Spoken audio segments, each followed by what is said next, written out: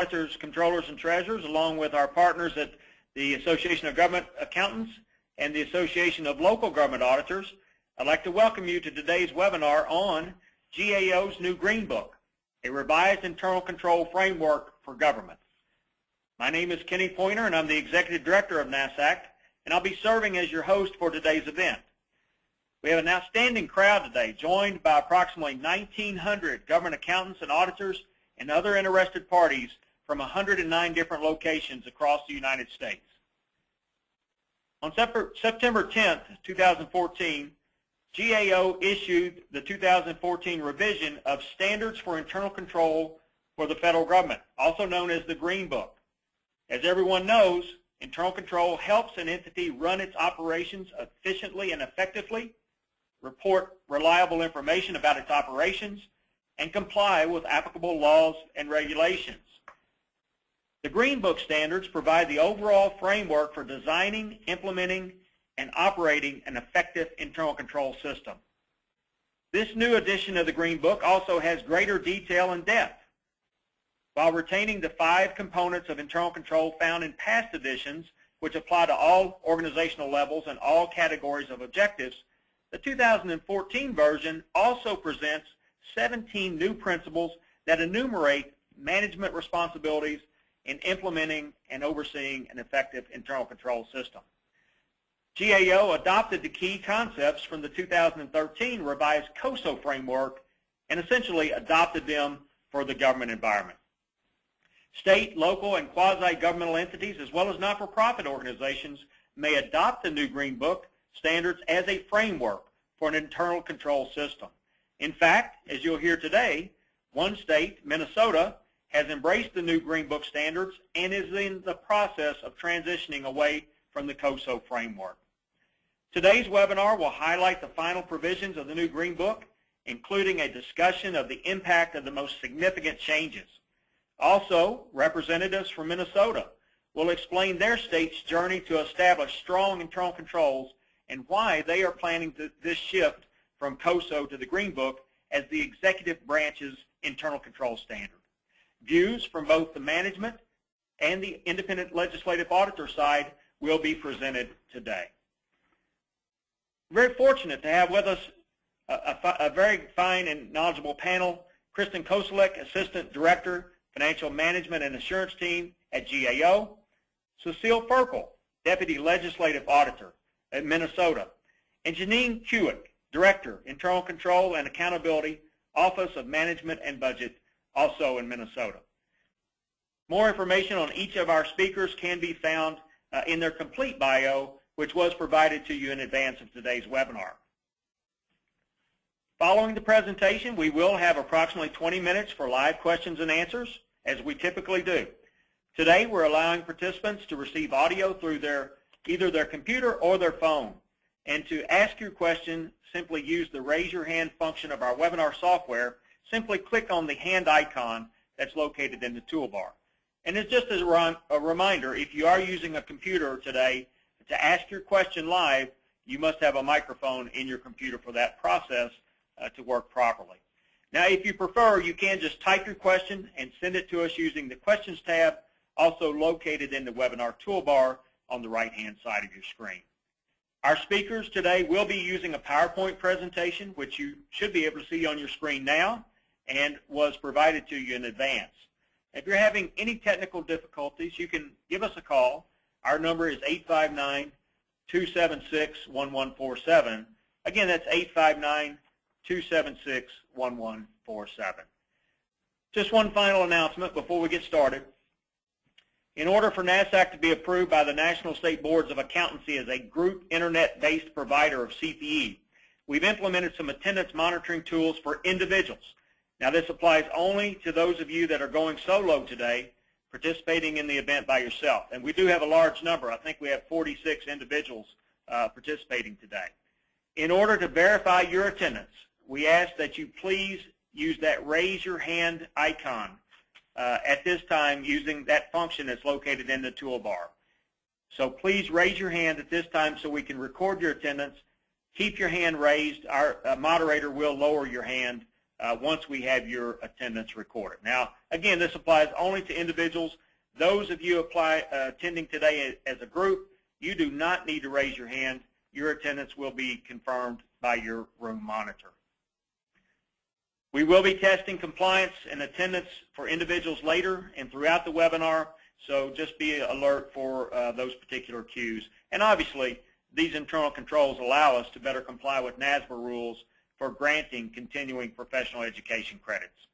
We have a terrific agenda today. I want to express my gratitude to all of our speakers for taking time from their busy schedule to be with us today. And with that, as a brief background, let me turn the program over to Kristen, Cecile, and Janine. I want to welcome you to today's webinar. And Kristen, I think you're up first.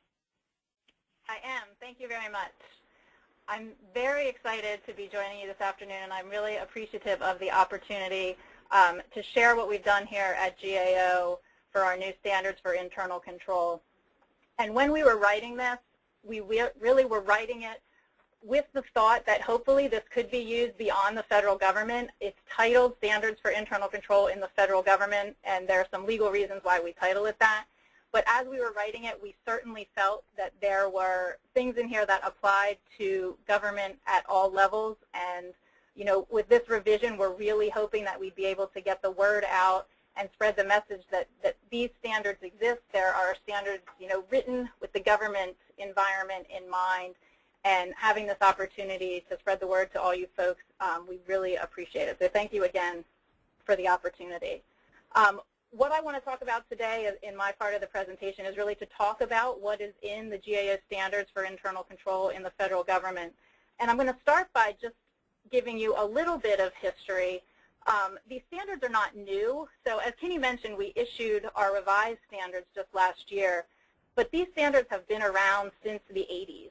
And so for those of you who are just learning about them now, it just goes to show that we, over the years, have not done a very good job of getting the word out about these standards and the value they may have to everybody. But like I said, they came about in the 80s, and through a law, the Federal Managers Financial Integrity Act is really the basis for this. And so what's in the Green Book and what's in these standards for the federal government? Well, in the federal government, this law does mandate the agencies, the executive branch agencies, to implement effective internal controls. And I think what's kind of interesting is, like I said, these standards have been around since the 80s. So that's quite a long time ago. A lot of times I think people think maybe the government's playing catch-up to private sector. And as we all now know, you know, in the not-too-past, there have been some turmoil in the private sector, which has prompted some new internal control reporting requirements through SOX and through some other things that has really heightened the awareness of internal control. But really, if we think about it, in the federal government, we've been doing this since the 80s. So I think in the regard of internal control, in the government environment, folks have been aware for a very long time of the importance of internal control. When we're working in the government environment, we're really stewards of taxpayer money and are accountable to the public and to the taxpayers. And so having good internal control to try to make sure that these funds that we have been entrusted with are spent as efficiently and effectively as possible is something of very great importance. And so I think it's to the government's credit that we've recognized that for quite some time and put some regulations in place to try to make sure that these things happen. So according to this law, it does mandate GAO to set these internal control standards. And on an annual basis, the heads of the federal agencies have to make a statement and give an assertion as to whether their internal controls are meeting these standards. And so they've been required to do that for quite some time.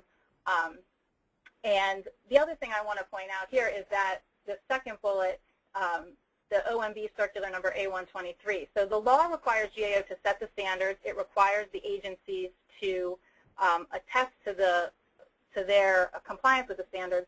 And then we have this OMB circular number A123, which some of you may have not heard of.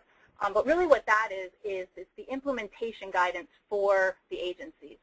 So GAO sets the standards, and then OMB sets implementation guidance. And I think if you think about it from a state perspective or a local government perspective, you may all be using the Green Book in a similar fashion. So you would certainly look to the Green Book as a source of the standards, but then like OMB has done for the federal agencies, you would likely have some additional implementation guidance for how you would actually do these things in your state environment or in your local government environment to tailor it even further and do things that make sense for the environment you're working in to implement these standards.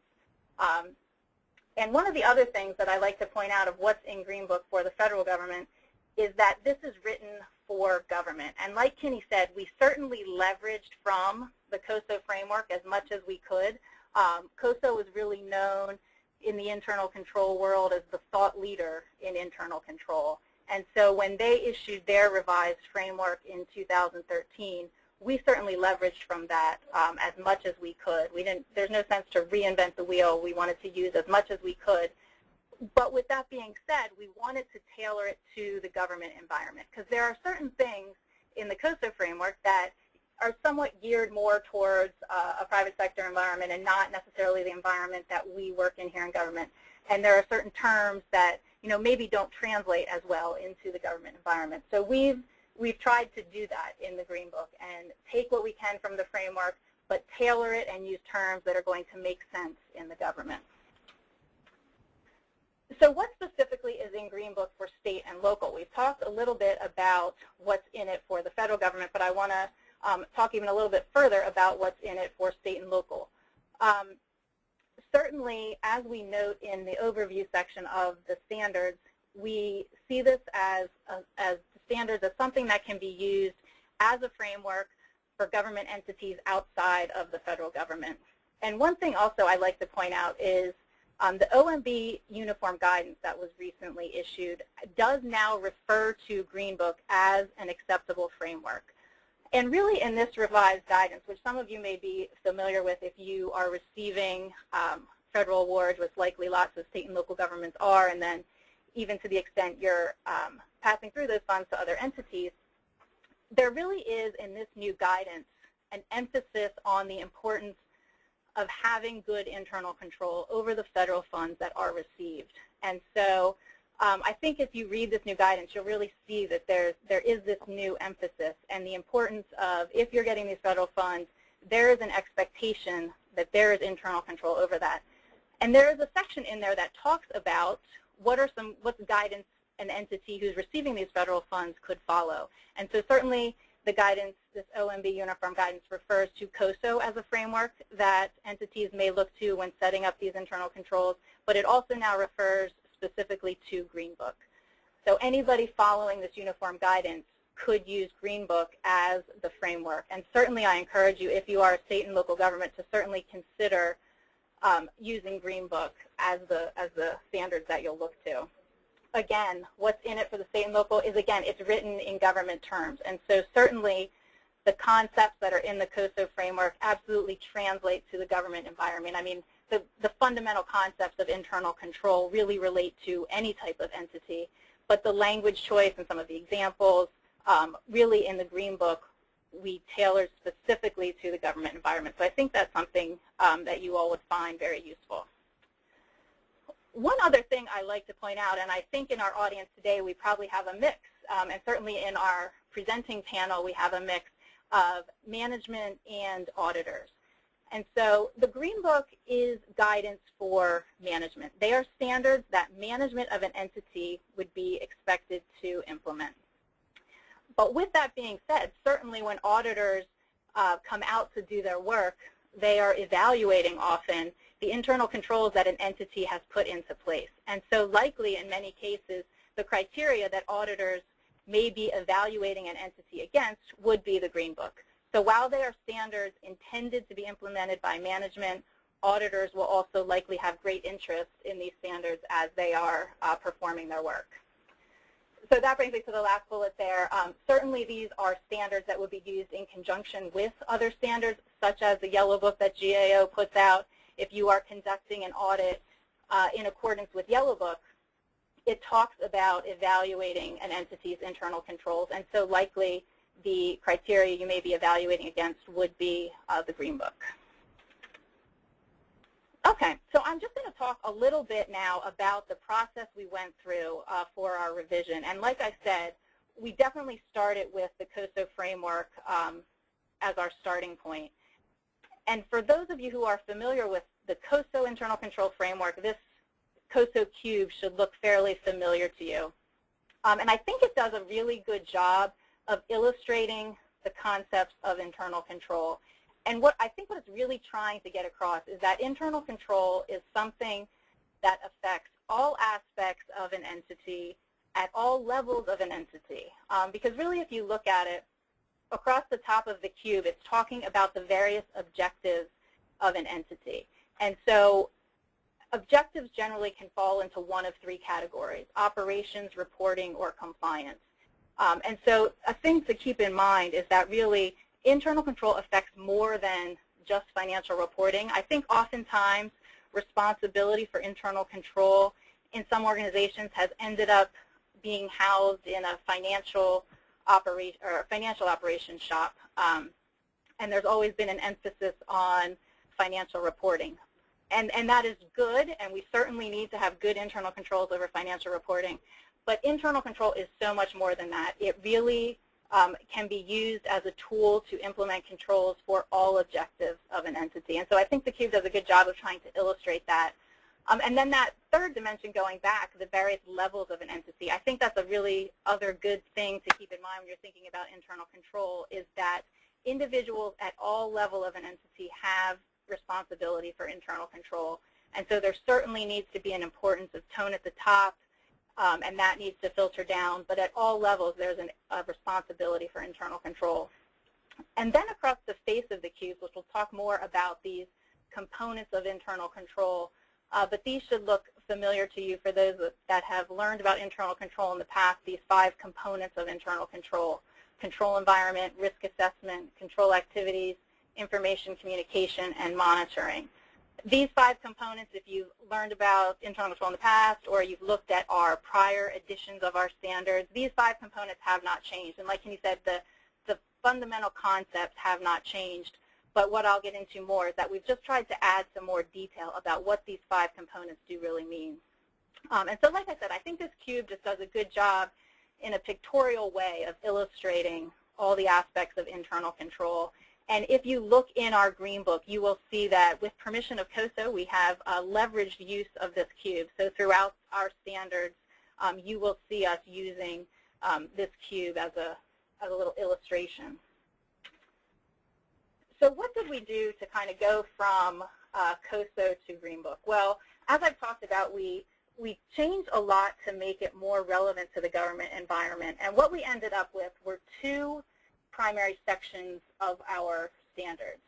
We have an overview section, and then we have a standard section. I'm going to talk a little bit about what we include in each of those sections. So in the overview does just what you would think an overview would do. It describes the fundamental concepts of internal control. And I think I really encourage everyone to read the overview. If you're new to internal control, or even if you're a returning fan of internal control, just refreshing your memory about what is the purpose of internal control, and remind yourself of the background. I think the overview does provide a really good foundation for helping to make sense of the standards as you go on. So I really encourage folks. A lot of times there's a tendency to, skip that part and just get right to the standards, but I think I would encourage you to take a look at that. I think it lays a really good foundation, because it will go through, it will talk about what the components are, which that is a term that may be familiar to some of you, but then it will talk about what principles and attributes are, and those are terms that are new in this revision. And so reading through that, I'm certainly going to spend some time explaining what we mean by those, but having that as a resource that you can go back to and refresh yourself as to what all that means, I think is good. And then the other thing that we talk about in the overview is management evaluation of internal control.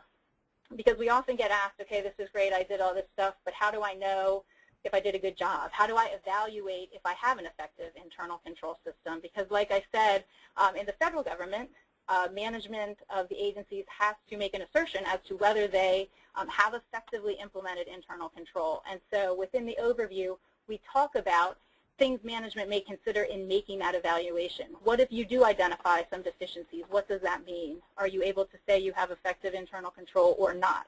And so in the overview is where we talk about some of those things. As I mentioned, it talks about the fundamental concepts, and I'm not going to read these definitions to you. You'll see throughout the slides in certain cases we have some paragraph references in there. That's just for your reference. You can certainly go back and read those in more detail in context, but I just wanted to provide those so you know where to find these things within the standards. For the fundamental concepts, one thing I really like to point out is reminding people of what the purpose of internal control is. And really what the purpose of internal control is to help an entity achieve its objectives. And so I think if people keep that in mind, it will help put good, effective internal control in place, because putting internal control in place just for the sake of saying you put internal control in place is really not that helpful. And I think it perpetuates the idea that folks sometimes have of, you know, we have a lot to do in governments, and, you know, we have limited time and resources, and we're really trying to accomplish the mission of our agency, and by making us also do all these internal controls, you know, we just don't have time for that. That, in my opinion, is the wrong way to think of it, but I think it's the way folks have thought about it for a long time. And so to the extent we can help folks understand, you know, in the ideal world, how are internal controls being used, they really are intended to be used to help agencies achieve those mission objectives. You know, why was your agency created in the first place? What are you trying to achieve? And putting internal control in place to help you achieve that objective, not be seen as some hindrance that's keeping you from being able to achieve that objective, because you also have to do that other stuff. And so really we mention in the Green Book that in a mature and highly effective internal control system, internal control almost becomes indistinguishable from day-to-day activities. Your processes are designed from the very beginning by looking at this internal control guidance as a tool, as a resource, as you're setting up your processes. And so these controls just become built right in. They're not something you do after the fact. They're just part of what you do to help you achieve the mission. And like I said, it is in a mature system. And so certainly folks that are looking at this for the first time, it is a process that you will go through. And will you get there overnight? No, you probably won't. It will take time. And so there are levels of maturity in systems.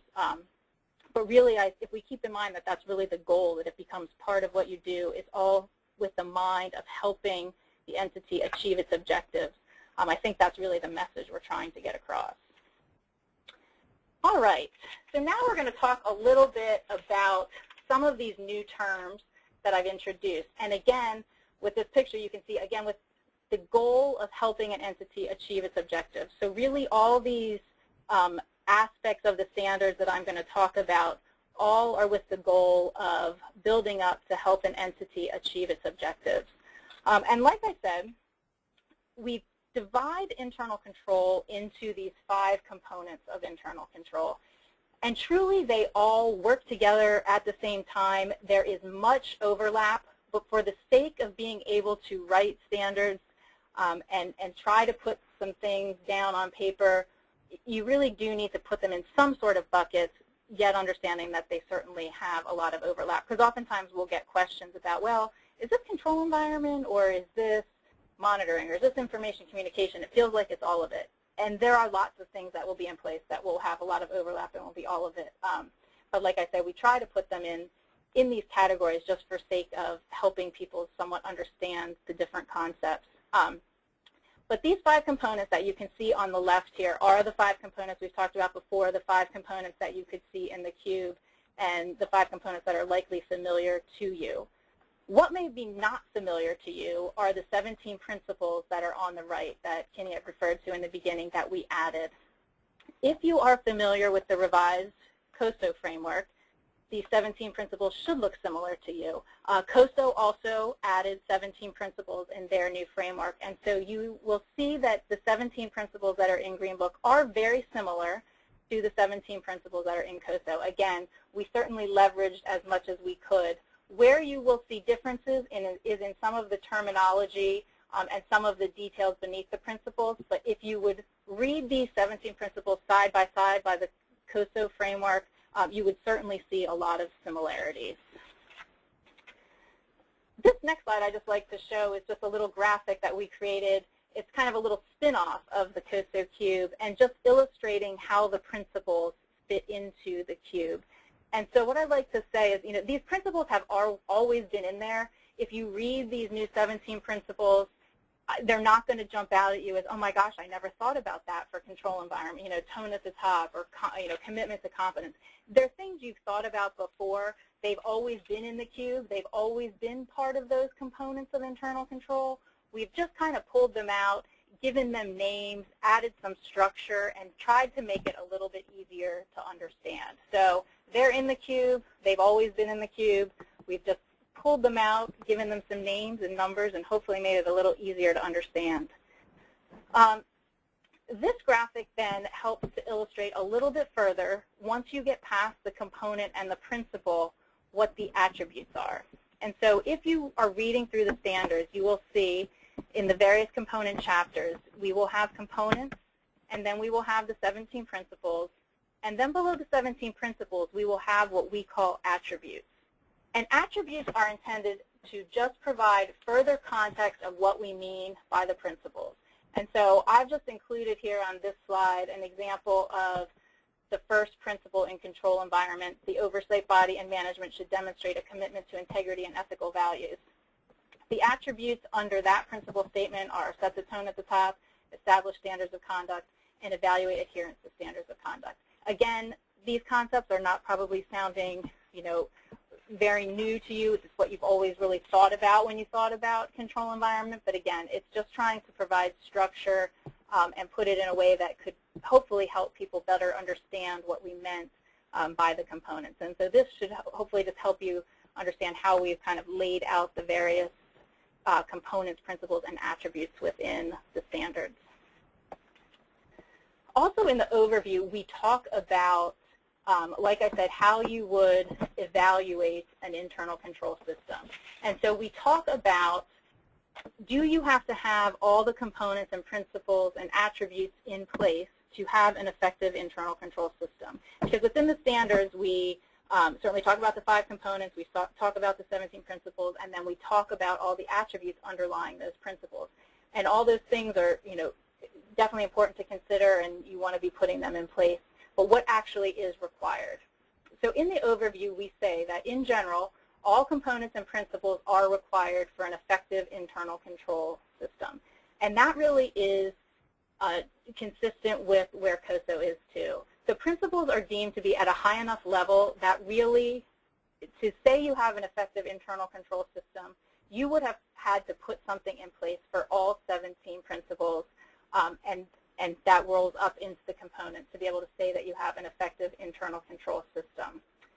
The one caveat to that is if you would have a principle that is not relevant, I point this out, but we really expect that that would be very rare. So I think we even use those words in the Green Book that, in very rare circumstances, you may have a principle that's not relevant, in which case you wouldn't necessarily be expected to evaluate that principle. But again, it's very rare. I mention it, but how often we would expect to see that would be close to never, probably. It would have to be a very unusual circumstance. The other thing I want to point out is attributes.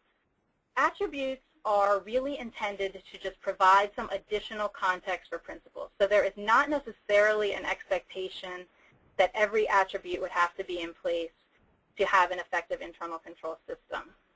That being said, I do think the attributes are very important and provide really good guidance for how you would implement the principles and provide really good information about the principles, but they are not necessarily requirements. But I definitely encourage everyone to look at them because I think they provide really good information about how you would put a principle or a component into place. Okay. These are just some additional paragraphs. I'm not going to read these to you, but certainly resources that talk more about the principles and attributes. And then finally, as I mentioned, the overview talks about management evaluation. As we talked about, all the components really do need to be in place and operating together for an effective internal control system.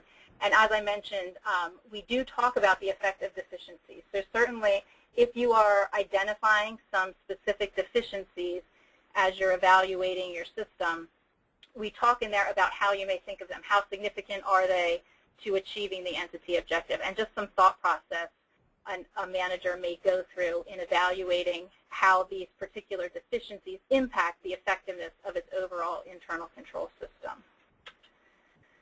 Just a couple other things I'll note in the overview, some additional considerations, just so you're aware that they're in there. I won't spend a lot of time on them. But certainly in the government environment, the use of service organizations has become very prevalent.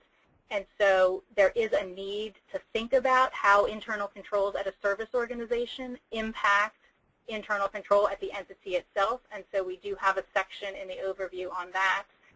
We do have a section in the overview that talks about documentation requirements, because there are some now specific documentation requirements in the standards. Those are summarized in the overview. We talk about the applicability of the standards beyond the federal government. And then we also talk a little bit about cost-benefit, large, small entity considerations, because certainly internal control is not something that's a one-size-fits-all entities. It certainly is tailored and unique to the various entities that implement it, and so we talk a little bit about that in the overview. Okay, let me see how I'm doing on time here. The next couple slides go through the standards in a bit more detail. So once you move out of the overview, you move into the actual standards section of the document. And you'll notice that we have the chapters divided into the 5 components. And then within each component, we talk about the various principles. And we've actually now numbered our chapters into 17 chapters. There's a chapter for each of the principles. And I'm hoping that by numbering them, making it a little bit easier to follow, it will be easier to understand. Our prior edition of the Green Book kind of was in a novel paragraph format, but it made it a little bit difficult for people to reference or refer to or find things. And so now you will find, when you look in the standards, we have numbered paragraphs in the standards for each principle, like I said. And then beneath the principles, you will see discussion of the attributes. And again, the attributes are intended to provide some additional information, really help folks understand what the principles mean. These next couple slides, I'm certainly not going to have time to go into great detail on any of the components, but I just wanted to put them in there so you can see in a little bit bigger format the various principles that are associated with each of the components. Within control environment, I'll just highlight Principle 2, exercising oversight responsibility. That principle introduces the concept of an oversight body that has a role in developing an internal control system at an entity.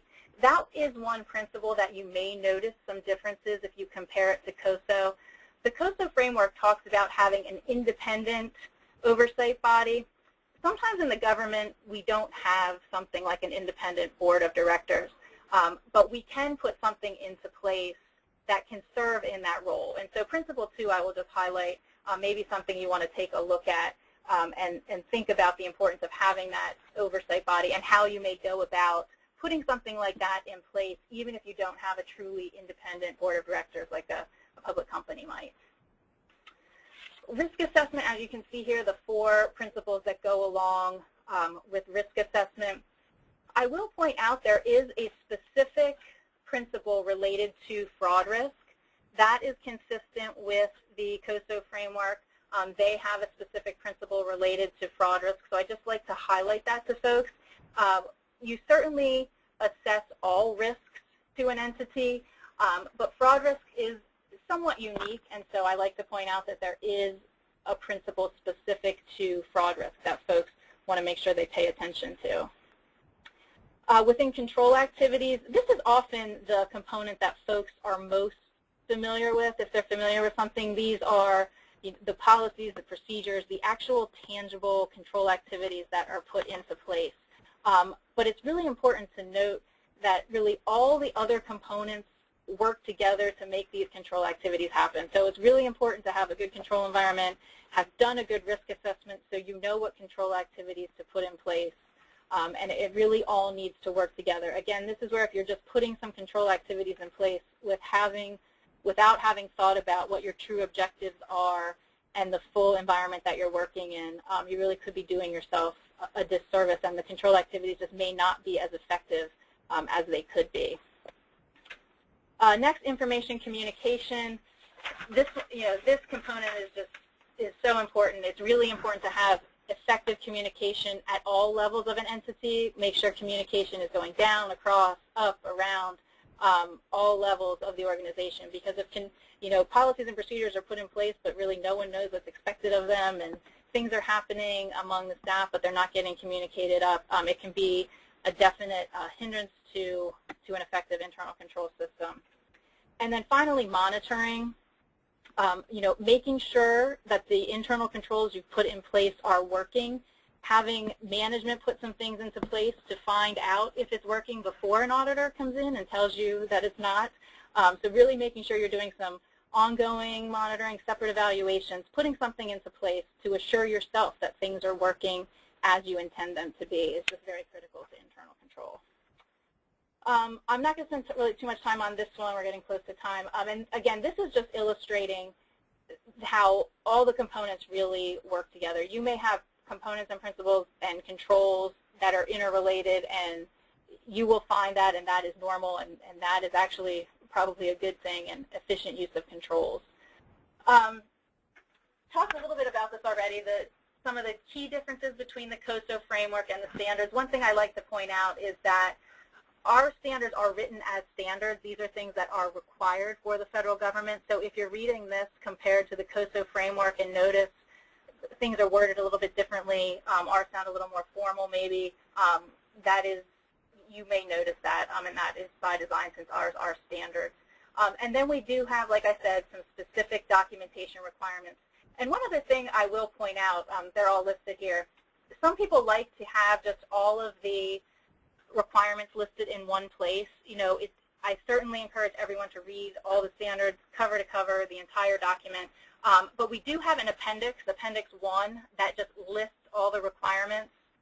So that is a handy resource to be able to refer to. If you want to see everything together in one place, Appendix 1 is a good place you can go. And again, like I mentioned, in putting this new Green Book together, we really tried to just make it user-friendly. So the other thing I like to point out is our highlights page. The very first page of our standards document is this highlights page. And we tried to put something together that was pictorial, using some pictures to help folks understand, again, if this is the first time you're hearing about Green Book, take a look at least this highlights page, this one-page document. You can, if you download the standards from our website, this is the first page you'll see. And I think it does a good job of explaining internal control at a very basic level to folks who may not be familiar with it, and how internal control fits into the rest of an entity, and really what the objective of internal control is, to help an entity achieve its mission objectives, really. And so if you have other folks in your office, if you're an auditor and are working with management who may not be listening today or may not be familiar with this, and you can share it with them, or if you have other folks that you work with who you can begin the conversation of internal control with, this may be a good way to start, and we're hoping that it's going to help further spread the word about internal control. This page is just an excerpt from what the Green Book standards look like. If you pull up the full document or get a hard copy, this is what a page looks like, and we just kind of show where on the page you can see the component, where you can see the principles, and where you can see the attributes. Again, we use the cube throughout the document. And the last thing I wanted to talk about was, again, just the relationship between Green Book and Yellow Book, and how this is something that will be used likely by management and by auditors. So if you have auditors coming in, or you are an auditor who are performing an audit in accordance with government auditing standards, you likely may be using the Green Book as your criteria in doing your work. And oftentimes, if you're having findings or finding problems at an entity, or if you are management and finding some problems in your ability to achieve your objectives, ineffective internal control may often be the cause. And so I think there's definitely a relationship between audit findings and internal control very often. One thing I do want to mention, the effective date. is beginning this October 1st, 2015, which is fiscal year 2016 for the federal government. So these standards become effective for all the federal government agencies October 1 of this year.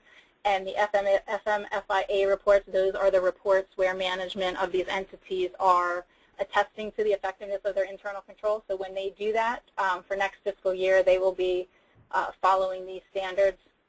We have said that management at its discretion can elect to early adopt it, so there are some entities that could be choosing to use it now if they elect to do that.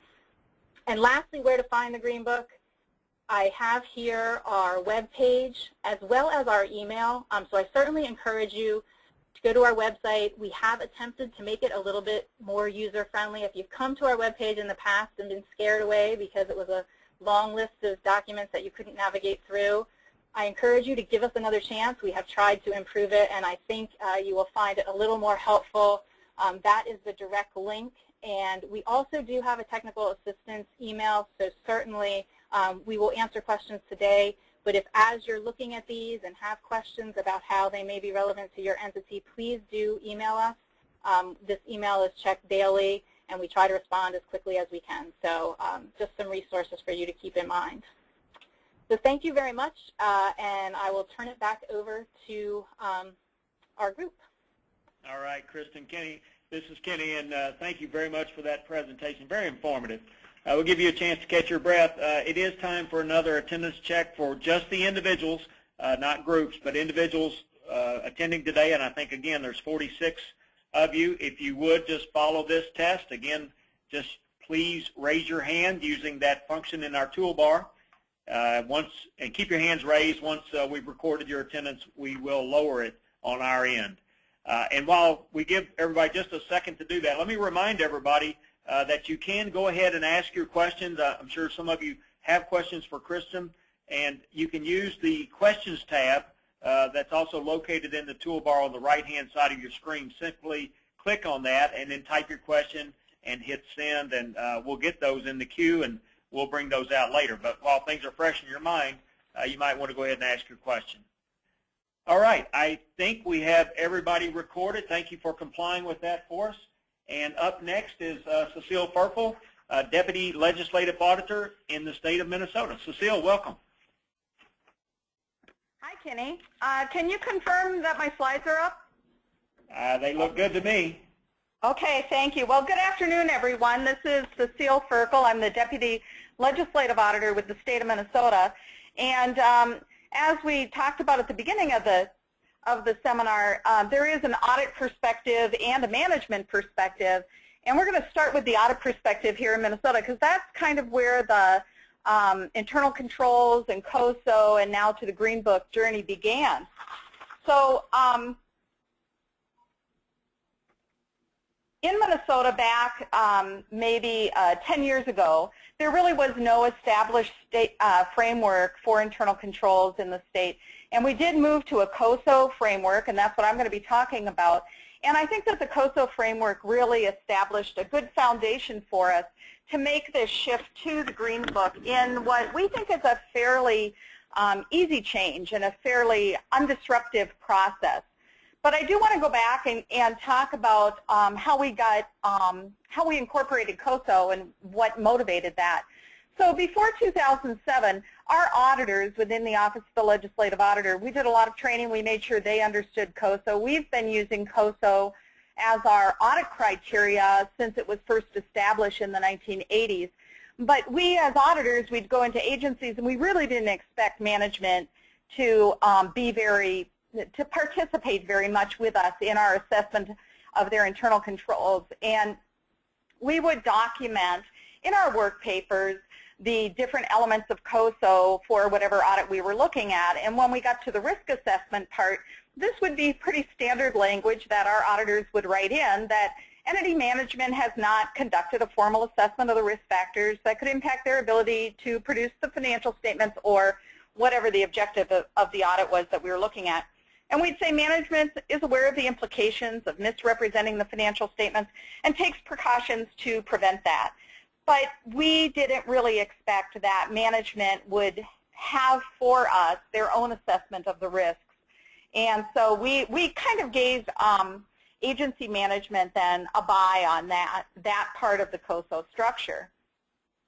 So we would go in then and we would do our own assessment of the risks that we thought existed in the environment, whatever environment we were auditing, whether it was financial statements or federal compliance work or just other types of agency operations.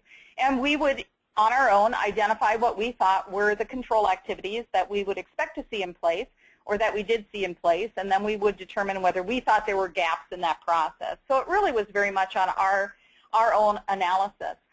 But then what happened, as many of you I'm sure know, there was kind of a crisis in the accounting world. There was Enron, there was WorldCom. Arthur Andersen, the auditor involved in some of that, they ended up going out of business, and there was quite a change in the auditing standards also in response to those real failures of accounting and auditing. And so the new audit standards really put more focus on the responsibilities of management. And we really took that to heart. And we took a really firm stand as an organization, as the independent auditors for the state, that we were going to expect more of agency management. We went into audits expecting that agency management would be able to ensure that they understood and assessed the risks related to their operations and that they could show us that they had appropriate and sufficient internal controls in place. So we went to entrance conferences with the agencies as we would start the audits, and we would go through the different elements of COSO, and we would explain to them what they were. We would tell them these are the criteria that we're using for our audit, and this is where we think you need to be. And our priority order was top of the list, if you have a financial operation that's material to the state's financial statements, you need to have good internal controls in place for that. Next up was federal compliance. The federal government expects you to have good controls. We're auditing to see whether or not you do. And then the third tier, which still is a huge amount of financial activity and operational responsibility for the agencies, we would say if we didn't hit that already in financial reporting and federal compliance, it's the rest of your operations. So we started putting that responsibility on management. And we used as a way to initially assess where we thought agencies were at this maturity model that goes from, well, we have ad hoc processes all the way up to we have an optimized system that regularly reviews whether or not our controls are efficient and are they operating, do they need to be redesigned because we have new risks. So that was kind of the range. And as we looked at those, we thought, well, most agencies where we're looking, they're below 3. They may have some controls designed into policies, included in position descriptions, but they really were not able to say, here's our assessment of the risks and here's how the controls relate into those risks. The risks were very kind of scattered and uncoordinated with each other. So we didn't really think that agencies were starting out very high up this maturity model. So in our reports to the agencies, we started having, usually it was finding 1, as we considered it to be the most important finding, and we started hearing people referring to it as the infamous finding 1 because it was in just about every audit report that we issued. And we were placing, again, having a finding back to management saying it's your responsibility to assess these risks, and the finding was you have not done that, and the recommendation was you need to put into place a risk assessment process, and you need to be the ones who are responsible to make sure that the controls are in place to address your risks. So the reactions we got from people were kind of shocked, like, why do we have this new finding? We've never had a finding like this before. Why is the Office of the Legislative Auditor setting standards like this and expecting these things of us? We also got a lot of resistance from agencies. Well, you can't make us do this. And we also had some agencies that took kind of a delay tactic. They were kind of, well, let's wait until this blows over, and let's not do anything now. Let's just wait and see what happens. But then we had an audit, a significant audit of the Minneapolis Veterans Home. And the Minneapolis Veterans Home was in a situation where they were having a lot of questions about the care that they were providing to the veterans. And then we did an audit that also found that their financial operations had many, many, many weaknesses. Actually, a small fraud was occurring in the business office.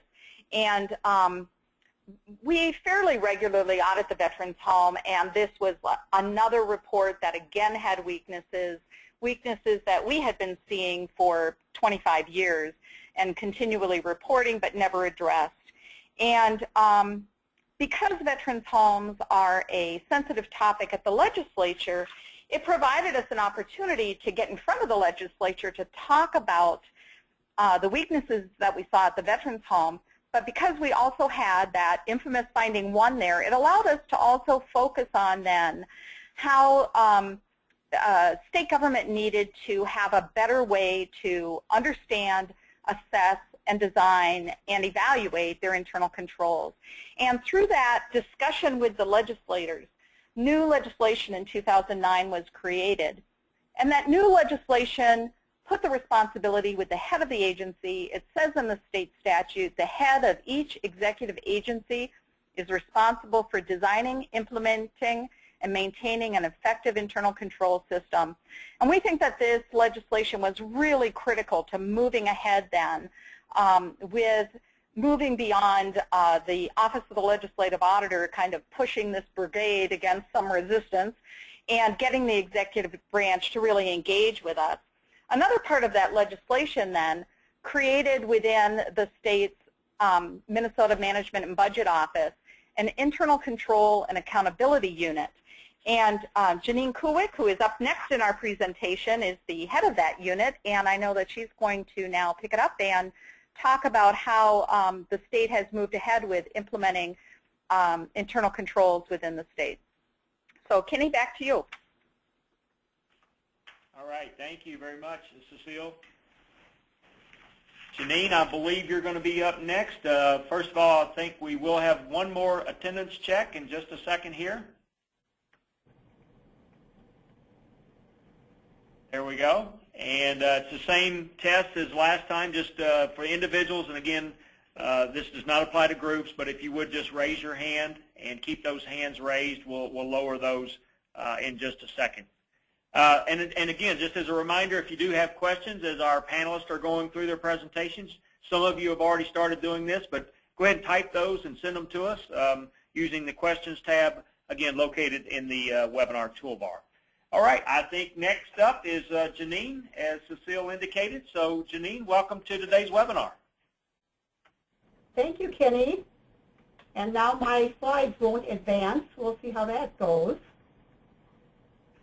Janine, I think you need to put it in the slideshow mode. I got it. There we go. Thank you. My first time at a webinar. Thanks, Kenny. And good afternoon to everyone, or good morning to those of you that are in the West. As Cecile mentioned, I'm Janine Kuwick. I guess, have the infamous reputation of being the first internal controls and accountability director for the state of Minnesota.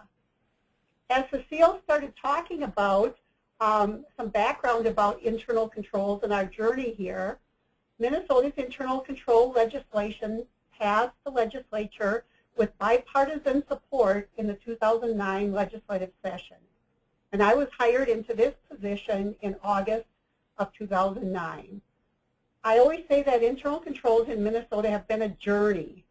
It's really been an evolution rather than a revolutionary change. Minnesota Management and Budget does have the authority to adopt statewide standards and policies. As you can see, these are some of the Minnesota statute references. So perhaps we could have adopted the Green Book unilaterally. However, we worked extensively with the Office of the Legislative Auditor and with our agency partners before deciding to make this switch. Ultimately, we had several reasons for deciding to go with the Green Book. Certainly, readability was one. I think the Green Book is very well written and very easy to understand, especially for a non-technical audience. Also, as Kristen mentioned, it is available. It is free and out on the website for people to look at. which we appreciate. And also, because it is available, we will not have copyright issues that we were running into with using COSO. Since our philosophy is that all state employees have a part in their agency's internal control structure, we really like that the Green Book is readily accessible to employees at all levels of state government. We used the September 2014 issue of our Internal Controls Bulletin to introduce the Green Book to the executive branch. I apologize for the small print here. I know you can't read this, but I have included a link in the bottom that will take you to the issue if you would like to read what we wrote. The bulletins are a main tool that my unit uses to keep internal controls on the forefront. We have issued monthly internal controls bulletins since 2009. They're one-page long. They're a quick read on a selected internal control topic. They're really intended for general state employee audience to remind them at least once a month of their internal control responsibilities. And the bulletins have really enjoyed a very large readership. We keep all of these bulletins on our website. We archive them all, both chronologically and by subject matter, for agencies and employees to refer back to. As Cecile said, our statute requires annual internal control certifications by each executive branch agency head, maybe similar to the federal government and A123. The Internal Control Unit was formed in 2009, but again, speaking of evolution, the first certifications were not due to us until 2012. In the early years, agency heads were only required to certify that they had assessed their agency's control environment and nothing else. Certifications, even after all these years, are still a work in progress. At this point, certifications are still piecemeal by individual internal control components. So far, agencies must certify to their control environment, and most must now also certify that they have a risk assessment plan in place. Because we are phasing in the certifications based on individual internal control components, we're very glad to see that the Green Book maintained the existing COSO 5 interrelated components as its basis. So to prepare for these annual certifications, the Internal Controls Unit does outreach. We meet personally with representatives of each executive branch agency, which we have about 75 of those in total. At these meetings, we discuss the agency's internal control progress to date and the upcoming certification requirements. And certainly this year's meetings will include some substantial discussion about the Green Book. The Green Book's control environment principles correlated very closely to the old COSO internal control, I think they called them factors. So we really didn't have to do much to update our control environment guidance. We started our rollout of the annual certifications with control environment. We realized early on that control environment principles represent soft controls so that they might be hard for senior agency leaders to really understand.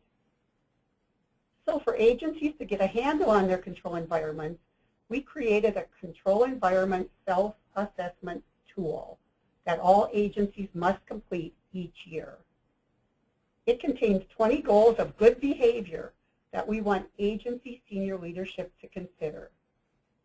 Each goal then has a list of recommended controls that are, for the most part, action items that can be implemented and documented. What makes this tool unique is that it contains references to Minnesota laws and policies. When we created the tool, it was interesting to note that legislators and policymakers had been trying to legislate good behavior for a very long time. As a result, we found existing laws and mandates that relate to each and every Green Book control environment principles. Here's a picture of the actual self-assessment tool. I realize that it is too small to read, but I've put a link at the bottom of the actual tool to our website if you'd like to take a closer look at it.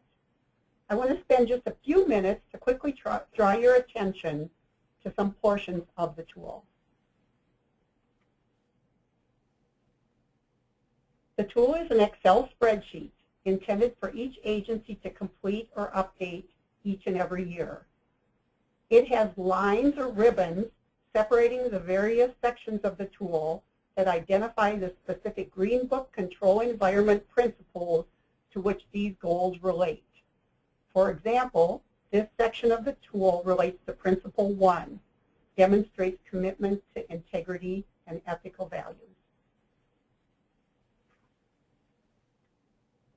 Underneath the ribbons are the specific goals for that principle.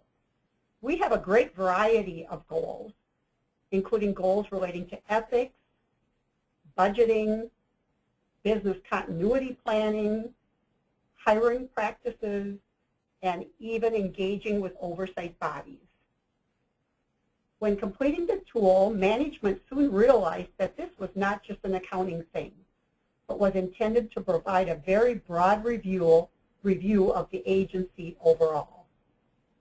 In this example, Goal 1 discusses the need for management to encourage an ethical culture within the agency.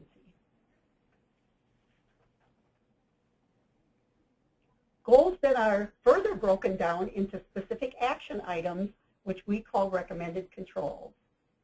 In this case, Goal 1 includes 3 action items, including a call for management to provide training and for senior leaders to sign the state's required Code of Conduct certification.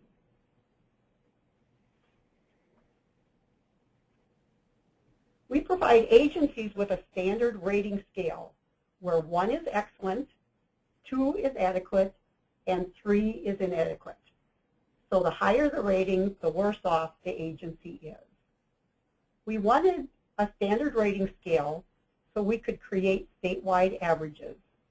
In the past few years, protecting not public data and providing annual employee performance evaluations have both been items that have been cumulatively rated high or inadequate by agencies. This has ultimately prompted a lot of discussion and some statewide actions to help lower the scores in these areas. By the way, in case you're curious, we consider protecting not public data to be part of Principle 3, which establishes structure, authority, and responsibility. We consider providing annual employee performance evaluations to be a part of Principle 4, demonstrating a commitment to competence. We provide room for agencies to tell us what actions they have already taken and comment on any areas that still need improvement. Actions taken by agencies who rated themselves as excellent provide us with best practices that we can share with agencies who are struggling with that particular recommended control. As I said before, the beauty of this tool is that we provide many references to laws and policies that cite the recommended controls. Surprisingly, we have very few instances where we are asking agencies to do things that are not already required in law or policy. This really helped us get traction when we started out. Agencies couldn't push back because most of these recommended controls were already legally mandated and probably had been for a very long time. Once we had firmly established the control environment component, we pushed on to risk assessment and control activities, the next 2 Green Book components. And in our office, we deal with those 2 components together. So in 2013, we started requiring each larger agency to submit a plan to us for conducting formal risk assessments on key business processes. We allow agencies to make the final decision as to which of their business processes need this deeper dive. However, after working with the Legislative Auditor's Office, we do ask agencies to give special consideration to processes material either to the CAFR or to single audit, as well as to other financial or operational processes that are critical to the agency's mission. There is no standard checklist for these plans or for the risk assessments themselves, but we provide templates, training, and mentoring to help agencies implement their risk assessment plans. We are in the process of revising all of our risk assessment and control activity policies and guidance to conform with the Green Book. This should probably be fairly seamless to agency folks, but behind the scenes, we're finding that it's substantial work.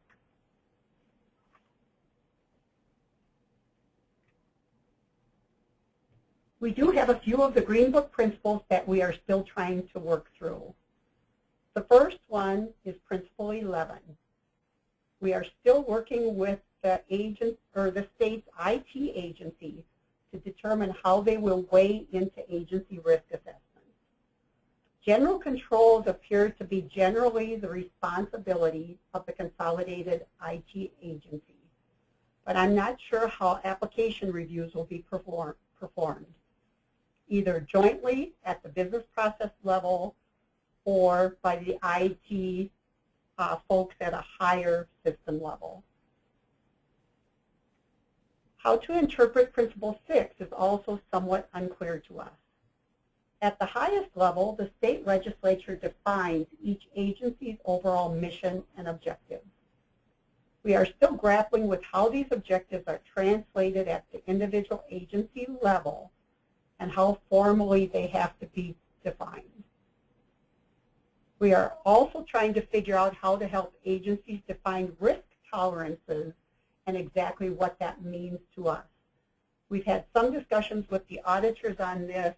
We are finding that maybe management has a different definition or tolerance for risk that perhaps the auditors do. Finally, Principle 8 discusses fraud.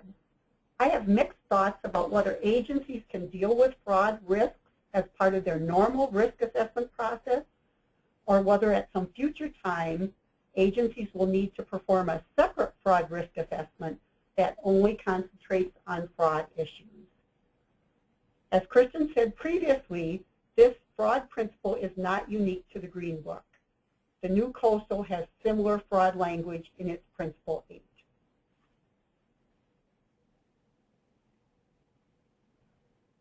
We consider information and communication to be implicit in all the other components. So our main focus here is to make sure that information and communication is specifically called out in all of our guidance, both at the agency-wide control environment level as well as in individual business process risk assessments. We also have not issued any specific monitoring procedures to date. I believe that ongoing monitoring processes will be based in large part on the key controls agencies identify during their individual business process risk assessments. One issue that we have here, however, is the attribute that requires separate evaluations. Separate evaluations of internal controls may be problematic for some agencies, especially for those agencies without a designated internal audit function. At this point, executive branch agencies in Minnesota are not required to have a dedicated internal audit function. This ends my formal presentation. Here's my contact information and a link to our internal control website. Kenny, back to you. All right. Thank you, Janine. Very good job, all of you. We are at the appointed time now for our questions and answers. We've got lots of time for questions, so I hope that you'll provide several. Again, just as a reminder, we are allowing questions today. You can come on live and ask your question. If you'd like to do that, just use the raise your hand function of our webinar software and just simply click on that hand icon, and our moderator will call on you. Again, remember, if you're using your computer today solely without the phone, you must have a microphone in your computer to ask your question live. If you prefer, and many of you follow this method, you can simply type your question in and send it to us using that Questions tab, again, located in the webinar toolbar on the right-hand side of your screen. So let's start out, and while we wait for a few questions to come in, let me just ask a general one. I think that's a very good question, and I'll pose it to all three of you just to kind of get your feedback. Maybe start with Kristen, and let's just go down the order in which you guys were in, that you spoke, Kristen, Cecile, and Janine. But the question is this, and I think it's relevant to a lot of people that are listening in today. If our government, hasn't quite incorporated COSO either partly or in its entirety yet, would it just be better off to start with the Green Book and go right to the Green Book framework instead of trying to adopt COSO first and then transition over to the Green Book? What are your thoughts on that, Kristen? I think that would be fine. To be honest, they're very, very similar. And like the other folks were saying, they haven't found it super challenging to transition between the two. I think if a government entity would choose to start with the COSO framework, they'd have to do some of the things themselves that we've done in putting the Green Book together, because like I said, some of the terminology, some of the concepts don't exactly translate from the COSO framework into government. So you'd have to do something to make it relevant to your environment. And I think within the Green Book, we've done most of that already. So I actually think it would be a good idea if you're a government entity to start with the Green Book. You'd be very lined up with COSO, and you'd be a little bit ahead in that you'd already have the government concept flavor in there in your standards already. All right, thank you. Cecile, any other thoughts on that? Yeah, that's a good question, Kenny. I think if the government itself hasn't yet adopted a framework, there's no doubt in my mind that the auditors are using some framework as a criteria. They're not just going by the seat of their pants. And in all likelihood, the auditors are using COSO. That would be my guess. So I would think that there would need to be some discussion between the government and their auditors about whether to start with COSO or whether to move right to the Green Book. I think the difference is, I think there are real advantages to going to the Green Book, even if the auditors are in the COSO environment. I just think they're so similar to each other and such an easy transition, and the Green Book is really much more government relevant. So I would encourage any of the auditors on the call to give that a thought if they're approached by their government, by their executive branch, to really give that transition some good thought, because I think the Green Book would be a very appropriate tool as criteria for the auditors as well. Yeah, good advice. Janine, any additional thoughts? Yeah, I do have a few thoughts. I think, sort of, as I said, the devil is in the details. And I think if you, as either management or an auditor, have taken a very cursory look at the Green Book, probably what you used didn't really matter. I think both the Green Book and COSO have caused everyone to look a little deeper with the implementation of the principles and the attributes. So I just find the principles and attributes as talked about in the Green Book much easier to understand. So the training part alone, I think, is worth taking a look at the Green Book. Also, for us, we are really pushing this well beyond just the technically trained people who are accountants or auditors. We're pushing them into middle management, into senior leadership, and I think it's a much easier way for those non-technical folks to get their arms around this by using the Green Book. Mm-hmm. Yeah, we've heard that quite a bit, particularly around the attributes. It seems to be just a more commonly used terminology for government, and I think therefore a little bit governments are more receptive to it. Let's talk about challenges. And Kristen, I'll start with you, since the federal agencies, I think, are probably well ahead of where most states and local governments are in terms of adoption. But let's talk about challenges at the federal level. You know, what are some of the challenges that GAO have seen that agencies are facing or may face with the revised standards? I think this is a really good question. I think what the revised standards are pointing out is that if entities hadn't been doing a great job of internal control under the current standards, this points that out. Agencies that had been doing a pretty good job with internal control and had a good handle on it aren't facing too many challenges. There aren't really big new concepts in our revision. Like I said, it just provides more detail, it provides more structure, but it does make it a lot more clear what was expected. So before, where control environment was a paragraph or two and it wasn't really clear what we meant by that, now it's very clear. So if an agency had kind of just been getting by, this kind of calls out that that's not okay, and it's pretty clear the things that you're missing. So I think that is somewhat presenting a challenge, not in that these things are new, but just that it's a lot clearer what's expected. And so when auditors are coming in and taking a look at things, they're having pretty clear criteria now as to what would be expected, and management, if they haven't spent time reading this carefully, could be caught a little bit off guard with this clear criteria that auditors are now going to have to look at.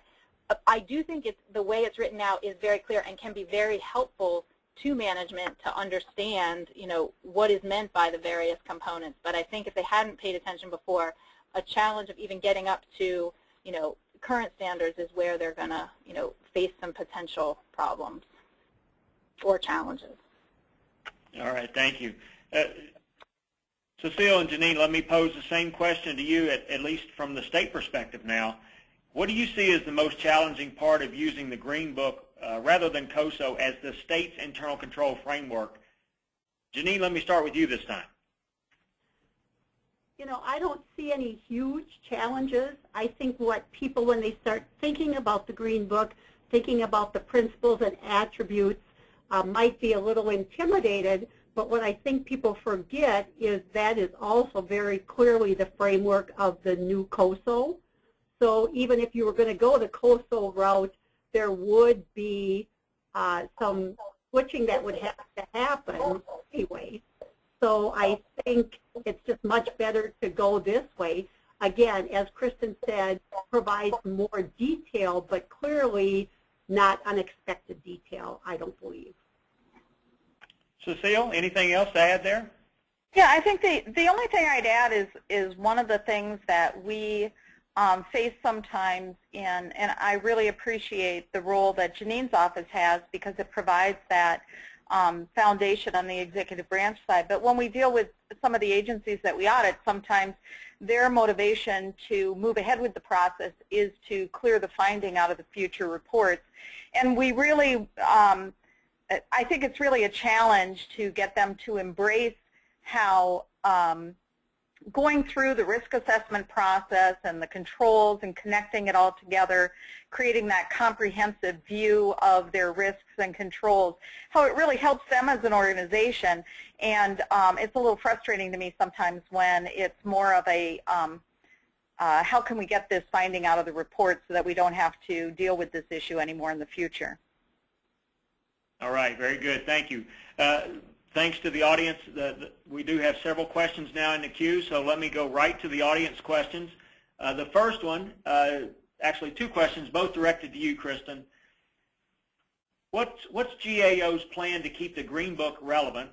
And as COSO may update their framework, what are GAO's plans to review and possibly follow suit?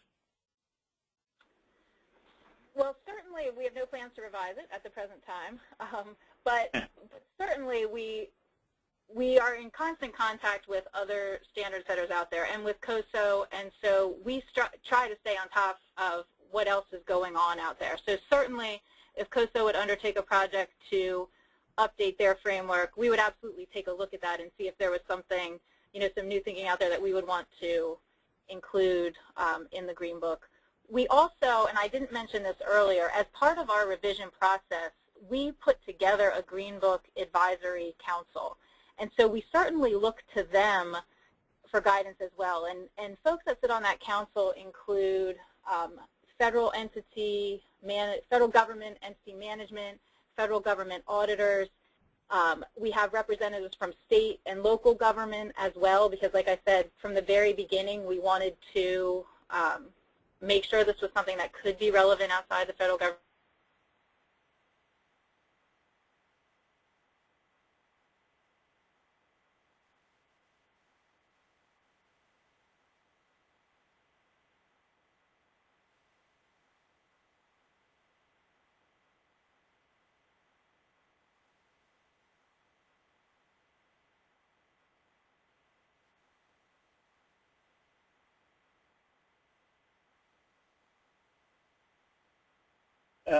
Kristen, I'm going to stay with you. Okay. Will federal contractors be required to adopt the Green Book provisions? Federal contractors. Will federal contractors be required? Yeah. In other words, I know the agencies are, there's rules and regs and requiring the federal agencies, but what about federal contractors? Federal contractors, for their own firm, let's say, so if they're a contracting firm or an accounting firm or a consulting firm or somebody that's contracting with the government, for their own organization, they would not necessarily have to follow the Green Book standards, no. To the extent they are functioning as part of a federal government entity, they would certainly, if they're almost assuming the role or working with the entity management, I'm sure to the extent they're doing that, they would have to be abiding by policies and procedures and controls that the entity has put into place. But for their own organization, they wouldn't necessarily have to be following the Green Book standards. Yeah, and kind of a related question to that, do all entities that are receiving federal funds have to follow Green Book standards? And that's a really good question. And there was actually, some confusion about that when the initial OMB new circular came out at the end of last year that talks about entities who receive federal funds and requirements that are put on them, because some of the language that was in there made it sound like maybe folks would have to follow the Green Book. But in doing some clarification, they do not necessarily have to follow the Green Book. It is in there as an example of a criteria or standards that could be followed, as well as COSO. So you don't have to do COSO, you don't have to do Green Book, but what you do have to do is follow some sort of standard for implementing your internal control. So you have to choose something. They name COSO, they name Green Book, but it is up to the entity receiving the funds to decide, or if there's other laws or regulations that dictate what standards need to be followed, then they would certainly need to follow those. Absent that, they would be able to choose a framework that they're going to follow. Yeah, exactly. I think the confusion was really addressed in the first set of questions and answers that came out from COFAR, but you're right, there was some confusion initially. One simple word, and instead of or, and then clarity that this really is just best practice to be followed. Right. But it wasn't a must. Correct, but I think it should. Right, that's right. Well, let's see. Cecile, this question's for you. Would you please remark or discuss your office's expectations for having, quote unquote, non-executive agencies adopt the Green Book? Well, thank you, Kenny. Non-executive branch agencies.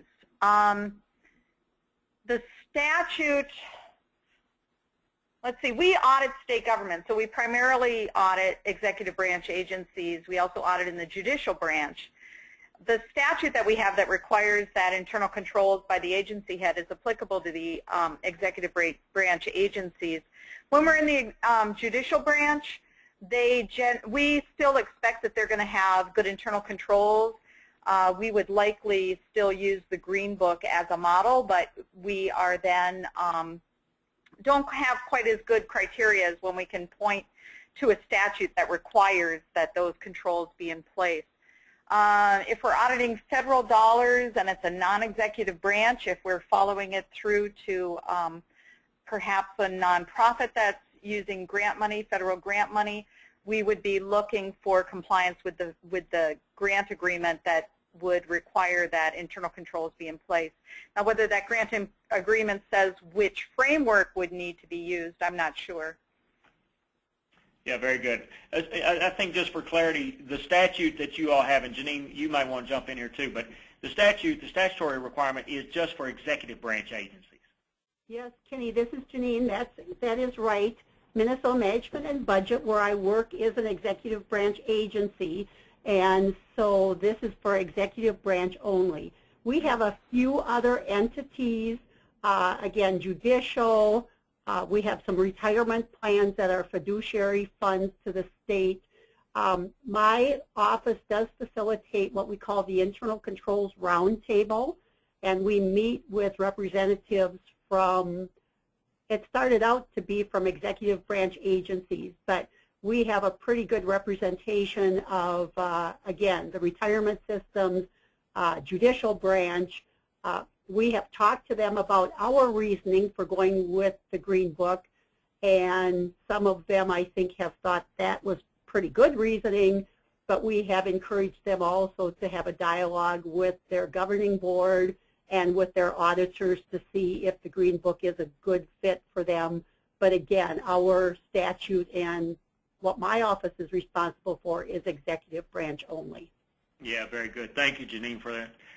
Janine, let me stay with you. The next question says, and I think we can all relate to this, but during your outreach, did you find that agencies were more receptive to implementing internal controls now that there's a statutory requirement? Oh, absolutely. Nothing like a good stick, you know, that helps people along. But I think there was a bunch of different things that came together.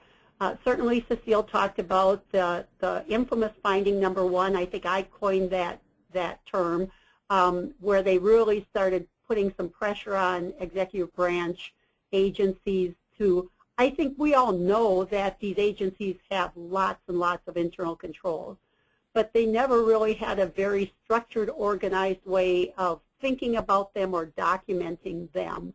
So I think that the statute gave us some influence. Also, the nice part about the statute is that it provided a function, which is my group, the Internal Controls and Accountability function, and in the beginning at least, some dedicated funding. I've talked to a lot of states that say we have something similar on our books, but if you don't have a group that it's their primary priority and that we can continue to facilitate and to push that message, it becomes very difficult to get agency attention amongst everything else that they're dealing with. One other thing I should mention is that we have been so fortunate in that my unit is general fund funded. So we can go, we can assist, we can train, we can facilitate risk assessments basically at no direct charge to the agencies, which has really helped us. I'm sure it has. Cecile, so let me ask you this question. You have the statutory requirement in place there in Minnesota. From an independent auditor's perspective, have you seen an improvement in the state's internal controls since the statutory requirement came into place? Well, Kenny, it's a little hit and miss. I think we've seen some agencies really embrace this, perhaps had some reasons to. One of the agencies in the state that has, from my exposure to it, done a really serious job of identifying risks and addressing controls has been our State Department of Transportation. And I think perhaps partly motivating them also was the collapse of the 35W bridge, where they said, you know, we need to have a better way of knowing where our risks are and how we're going to address those risks. And I think that all kind of perhaps happened around the same time. And they have developed a program, I think it's called Safeguard MnDOT, and they look at their risks not just from the accounting and transaction processing view, but also in terms of public protection of the public and making sure that they meet their mission. And they have really integrated that throughout their department. It was really interesting to see as it progressed from their initial implementation, and then the next year they make it an annual process. the next year when they started re-examining it, people were really much more on board, and they knew how to talk the language. They knew what risks were and what controls were, and a lot of that, perhaps initial resistance, had kind of broken down, and people were much more on board with how this helps them to do their job and to achieve the agency's mission and their personal missions too. There have been other agencies that have been less responsive, and we continue to write Finding One for those agencies. I won't name them by name, but they continue to get that, and I know that Janine's office also focuses on helping them to sometimes what may seem like just a huge monster to wrestle to the ground, helping them to see how they can break it down and deal with the most significant risks first and make sure those controls are in place and then move on from there. All right, very good. Thank you. Janine? Yes. This is Janine. If I could add to that, I think what we're really looking for is culture change. We are looking for exactly what Kristen said. We don't want this to be a Band-Aid over the outside. We want this to become part of the fiber of what agencies do and that they see value added in this. And I would say it's like a traditional bell curve. You know, we have a couple superstars that were early implementers. We are sort of slogging through the masses and winning them over one by one. And clearly at the other end, we're going to have a few laggers that, for lots of different reasons, will need to have more personal attention to get them there.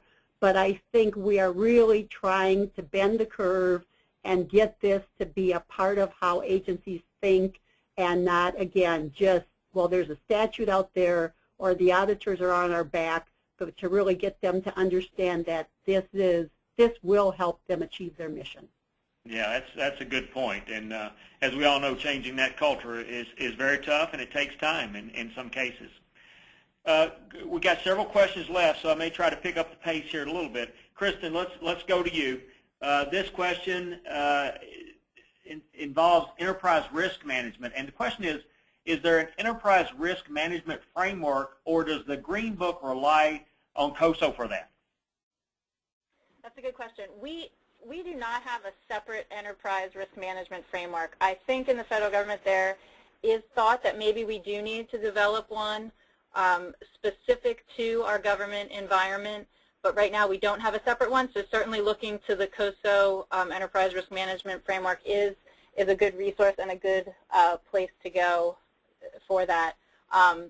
Certainly our internal control is kind of a subset of enterprise risk management, so it's a part of your full risk management process. I like to say, you know, you would certainly do your enterprise risk management first, and then as you're narrowing down the objectives and the risks you're looking at, you're pulling it into your internal control system. But there's definitely a relationship. But to answer the question, that we don't have a separate enterprise risk management framework.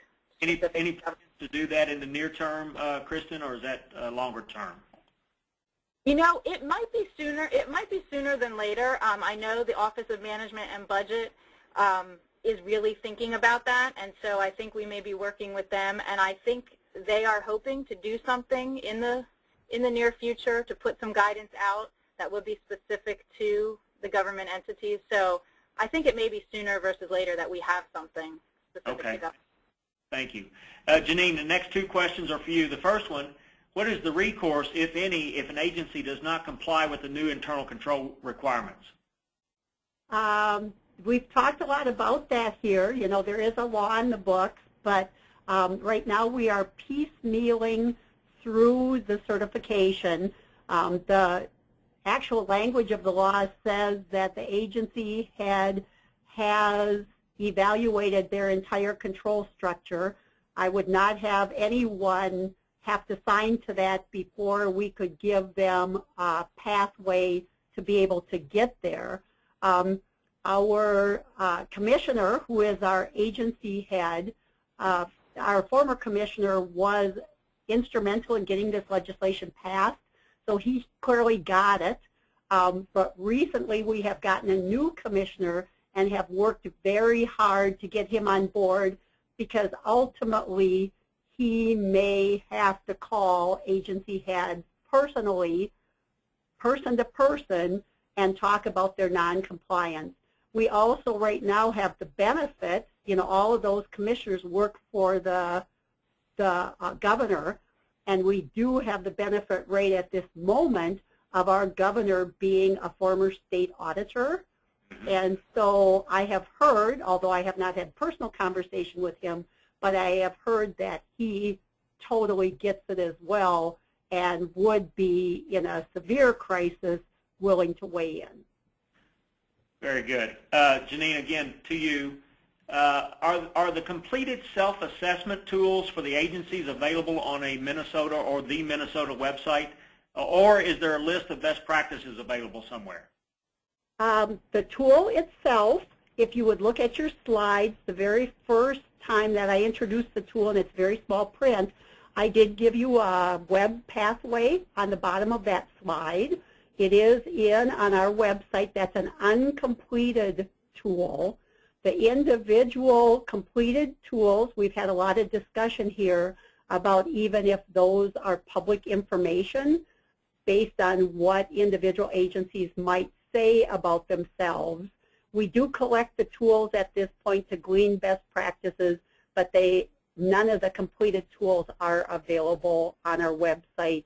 And even if we get asked about them, we try to refer the asker back to the agency so that they can redact if necessary. What's the sharing of those completed assessments with Cecile, with your office? Kenny, we like to start there and ask for those completed assessments as a way to see how the agency has considered their own controls, kind of as a starting point. We haven't completely incorporated that into our audit processes yet, but it is something that I encourage our auditors to do, to get those assessments. It's from an audit perspective, and I know that Janine and I have talked about this a lot, I feel like we're crawling kind of slow. We've got control environment, and we have a plan to do risk assessments that sometimes stretches out for 4 or 5 years from today before they get to some of the things that I think are fairly major processes within their operations. So in many cases, we're still in kind of the early stages of implementation. So it's helpful, but it doesn't quite get us where we're completely satisfied yet. Yeah, I understand. Cecile, let me stay with you for a second. The question is, does the Minnesota Legislative Auditor audit subdivisions of the state, such as counties, cities, colleges, universities? And if so, has there been an attempt to push Green Book standards to these types of entities? Kenny, we do not audit local units of government. We do not audit school districts or cities or counties. The state has an elected state auditor who does have that responsibility, and I haven't had that conversation with her yet. I don't know if Janine perhaps might have some insight on that. I have not chatted. This is Janine. I have not chatted with her either about what's happening at the local level. Okay, very good. What about higher ed? Do you guys audit higher ed, or is that outsourced to a CPA firm? Kenny, we do have audit jurisdiction over the state's public universities and colleges, and we also have audit jurisdiction over the University of Minnesota. We don't do their financial statement audits. Those are contracted out. And I haven't had discussions with them about whether or not they're incorporating Green Book. I guess, Janine, I'm going to bounce it back to you again, whether or not your policy changes affect our state colleges and universities. This is Janine, and actually our statute specifically provides an exemption for our colleges and universities, although I have had some discussion, again, within the Internal Controls Roundtable. We have representation from the colleges and universities, but I'm not sure exactly how they're going on this issue. All right, very good. I'm going to stay with you, Janine. In Minnesota, how often are the agencies required to repeat the risk assessments? Yeah, this is Janine. We'd like to have them do the first one first because, as Cecile said, and we have laughed about this, I am probably a way more patient person than Cecile is with the progression of getting people on board. This, I think, will be part of the monitoring. Again, the line is sort of fuzzy. Change management for risk assessment is a part of the risk assessment principles, but we're sort of taking some liberties here and thinking about it more in terms of how often do they have to revisit these risk assessments and what sorts of changes. It can be personnel changes, it can be legal changes, funding changes, lots of different things should prompt agencies to revisit and to revise their risk assessment documentation. Good question, one we're still grappling with. Yeah, I understand. Let me stay with you, Janine. The next question discusses resistance, and I think maybe you and or Cecile mentioned resistance from some departments, not all, but some. What did you do to gain that department buy-in, and how long did it take you to gain that acceptance, or are you still in the process of minimizing the resistance? I think we started out, this is Janine, I think we started out pretty strong with the control environment tool.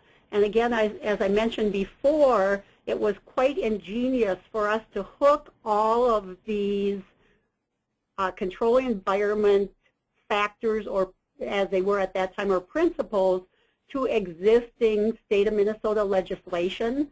So that was kind of our first big hook, is they could look at us and say, well, we don't have to do this, and we could point to the column that said, oh, you have this statute, this policy, this executive order that already mandates you to do this. We just have put it, condensed it down, put it all in one place for you to assess. So we really hit it originally more on a compliance front to get them going down that track. Then the risk assessment process, again, we don't have checklists for this. We're not giving them internal control checklists.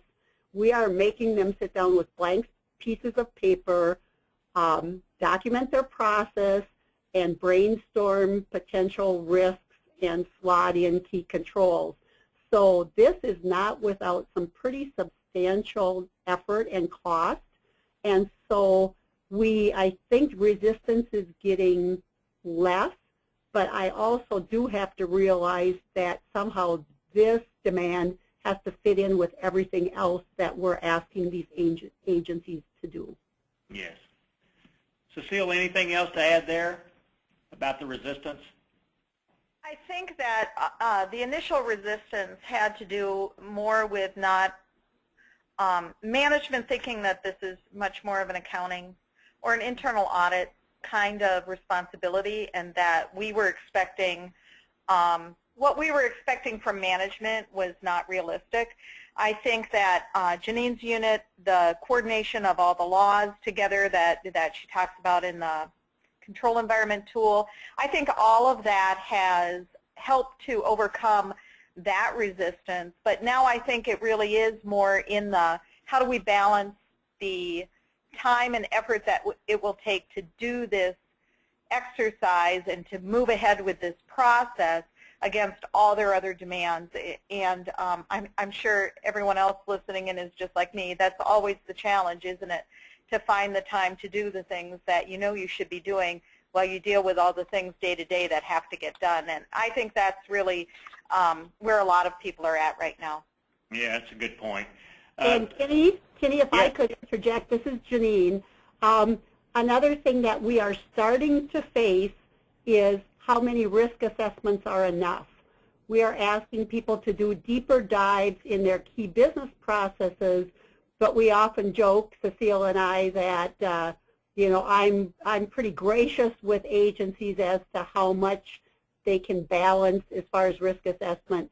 Probably the audit community has never seen a risk assessment that, on any area that they haven't liked and haven't wanted. So we can't do them everywhere. There just simply is not capacity. Yep, that's for sure. Kristen, let me come back to you. And this question, I think, discusses, you know, just convincing people about the importance of internal controls. And the question is, for those auditors that are building an internal control shop among a management team that's unfamiliar with internal audit, how do you convince them of, A, to participate in an internal control review process and its benefits, and B, convince them to accept the Green Book as model guidance? How do you go about that sales process? Yeah, it is not easy because, like everyone was just saying, everyone feels like it's almost an afterthought and they're trying to get their day job done. And so I really think it's about explaining what the purpose of internal control really is, and that ideally the purpose is to get it built into your process to help you achieve your objectives. And I think if you can sell it that way, that, you know, if you're feeling behind, there may be some heavy lifting in the beginning, no doubt, to get you kind of on the right track. But by getting yourself on the right track and going through that maybe a little bit painful process, you're really going to be better off in the end. And hopefully, you know, you're not going to year after year have a painful process that you have to go through. Once you go through that and get it built in, it becomes part of what you do, and it's not this afterthought anymore or this other thing that you have to do once a year. People are asking you for things. So I think it's trying to convince them, you know, that in the long run it's the right thing to do, and help them try to see that. Yeah, that's a good point. Kristen, I think we've covered this, but let's just make sure. The question is COSO's ERM framework related to this discussion? And is there anything else you want to add to that? Enterprise risk management certainly is related. So enterprise risk management has to do with, you know, setting your strategic objectives for your entity. So it's kind of outside of internal control. It's a little bit bigger than internal control, but it certainly is related. So you have your enterprise risk management process that's helping you set your strategic objectives. But we like to tell people, you know, setting your mission objectives, going through that, thinking about, you know, what you're trying to achieve as an entity, that's outside of internal control. But once you have that established, and now you know what your objectives are that you're trying to achieve, putting those objectives into more sub-objectives that are tangible, measurable, and then thinking about the risks to achieving those, now you're pulling it down into internal control. And I don't know if it's COSO's enterprise risk management, or I think it might be their framework that has a really good depiction of that. And I don't have it in my slides, but I think their framework has a good depiction of explaining kind of the relationship between enterprise risk management and internal control. And it might even be in their beginning of their enterprise risk management framework that it has some narrative that does a good job of explaining it. Yeah, I think it is there. Quick question for Cecile or Janine. Maybe Janine, you would know better, but would you provide the statutory reference for internal control there in Minnesota? Do you have that statutory reference handy? Yeah, this is Janine. Actually, it's in the slides, but it's maybe a little bit cryptic. It's like my third slide in. It says MS 16A.057. MS stands for Minnesota statute. So if you Google Minnesota statute 16A.057, it should take you to our reviser of statutes. All of our statutes are online. All right, thank you. One thing we haven't talked about, and this we only have 2 more questions in the queue. I think we can get through them. One thing we haven't talked about a lot has been touched upon, and that is training. And Janine and Cecile, did your offices conduct internal control training with the executive agencies? And for Cecile, if your office did, would you consider this to be an impairment of independence if you also conduct an audit of that particular agency? So, Janine, why don't you go first? How did you train the staff of the executive branch agencies on the Green Book? Yeah, this is Janine. We have not done a ton of training on the Green Book, but certainly did a lot on COSO. We have trained large groups. We have trained agency management. We have trained specifically on the tools that we are asking them to complete. We facilitate risk assessments where we sprinkle into that facilitation clearly the principles that relate to risk assessment and control activities. So we are probably the primary trainer also part of what we do with this outreach that we do every spring. Our certification process is due, the certifications are all due to us on July 31st. So a lot of our individual discussions with agencies is trying to get from them what they need to succeed, and oftentimes that prompts training opportunities for us within individual agencies. All right, very good. Cecile, from the auditor, the independent auditor's perspective, what did you do in terms of training? Was it limited to your own your own staff, or did you actually do some training for some of the agencies? Kenny, I didn't do agency-based training. The state has had a couple of times, I think, kind of a big management, state managers kind of training, you know, a couple hundred people. And I did just a brief overview of COSO there. That certainly wouldn't be an independence impairment to me. But you know, one interesting thing that happened as agencies started thinking, well, where do we start and how do we move forward?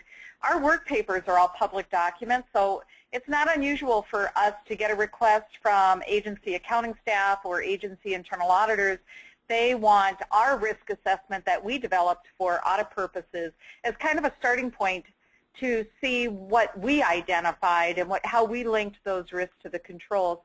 And we, of course, always comply with that, as those are public documents. But I always caution the agencies, a risk assessment done for audit purposes is not really sufficient for risk assessment that they need to understand their broader operations. So I always tell them that, you know, they can't just tape their agency letterhead over the top of our risk assessment and say, there, we're done. So, but we have provided that, and we'll go through that with the agency. So again, I don't think it has posed an independence issue. We do not provide any kind of review or authorization of any of the agency's own risk assessments. That's something they handle on their own. I think that would be crossing the line if we were part of the process that determined whether or not their risks and controls, that their design was sufficient. We would do that instead from an audit standpoint. All right, thank you very much.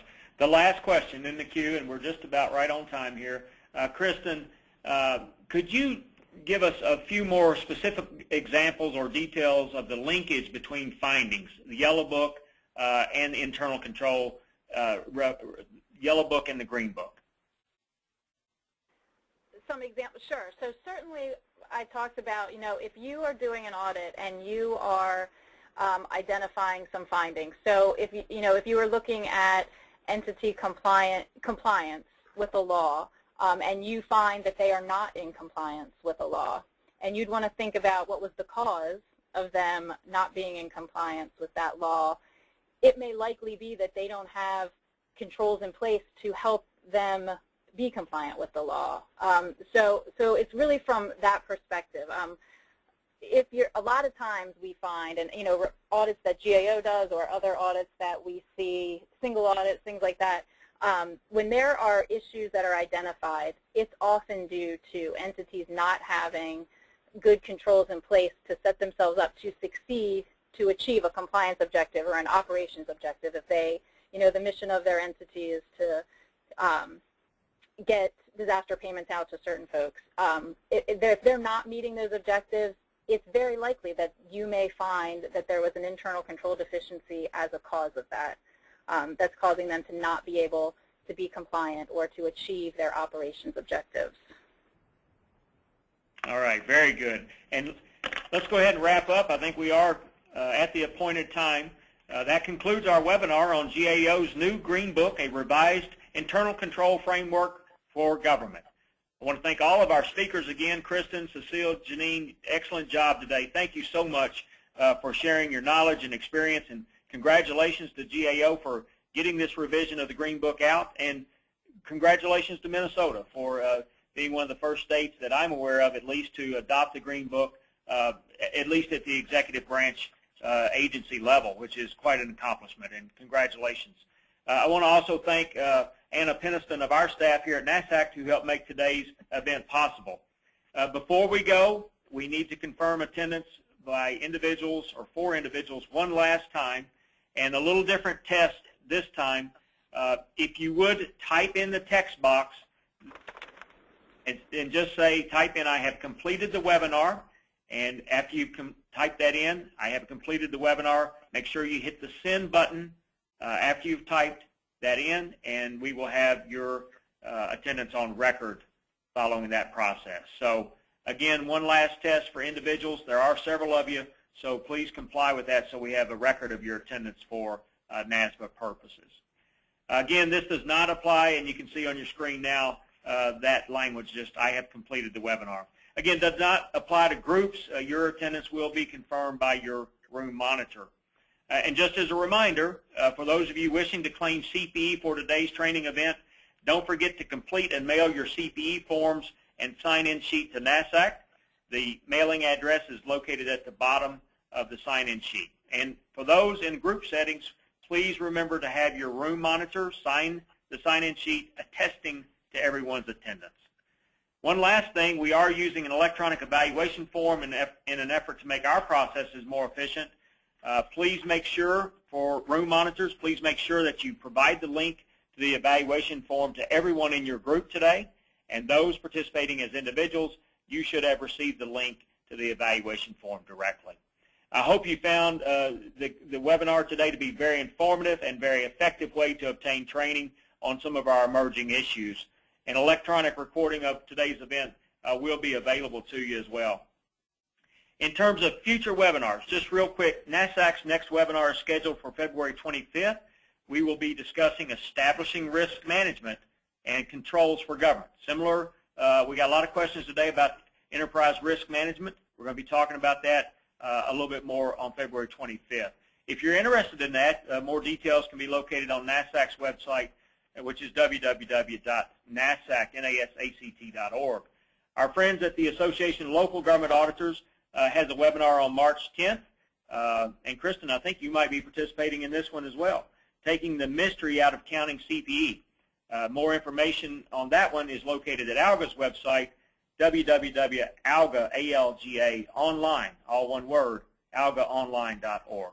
And lastly, the Association of Government Accountants is conducting a webinar February 18th entitled From Ponzi to Madoff, Trust, Gullibility, and Greed. More details can be found at AGA's website, which is www.agacgfm.org. That's it for today. I want to thank everybody again for your participation, particularly our speakers and our panelists.